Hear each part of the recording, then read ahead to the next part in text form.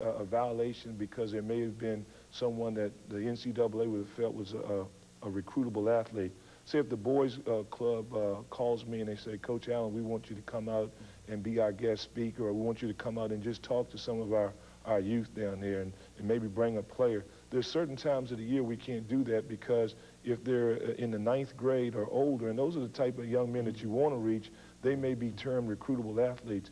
And those are some things that I think the NCAA is off base. I don't think any coach is trying to gain an unfair recruiting advantage, but if someone in the community says, well, this coach could be a role model, he could make the difference in this young man's life, well, I would like for you to talk to him, then we feel as coaches, all coaches, but in particular all black coaches, feel like we have an obligation and a duty to do these type of things in the communities in which we reside.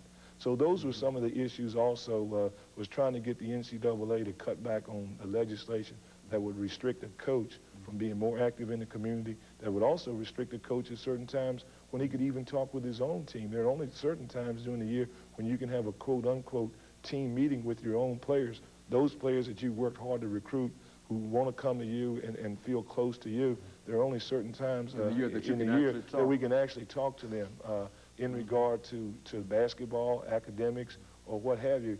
And I think that, you know, sometimes the rules had good intent, but, you know, they just weren't workable, and they just weren't the type of situations that you could blanket across the board and say this is fair for everyone.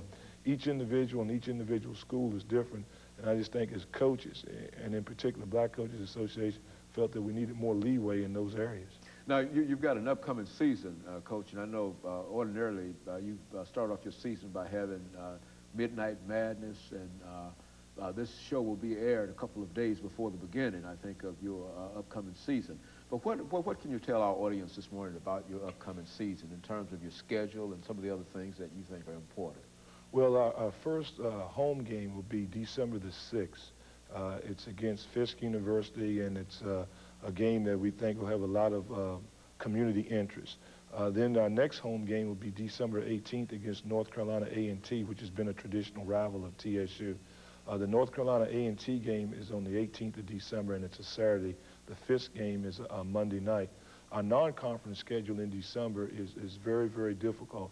Our first home game is Monday, November 29th at Jackson State. And Jackson State has an outstanding program, and last year we were very fortunate to defeat them in our first home game last year. So now we go down and play them in their first home game for this coming year.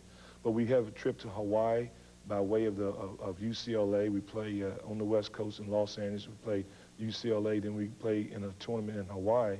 Our first opponent there would be the University of Alabama, Birmingham. The other two schools are the University of Hawaii and the University of Missouri, Kansas City. Then we come back and play our OVC schedule. Prior to going to Hawaii, we do play in a tournament in Cincinnati, where I think there are a lot of people from Nashville that want to go up there. It's on the weekend of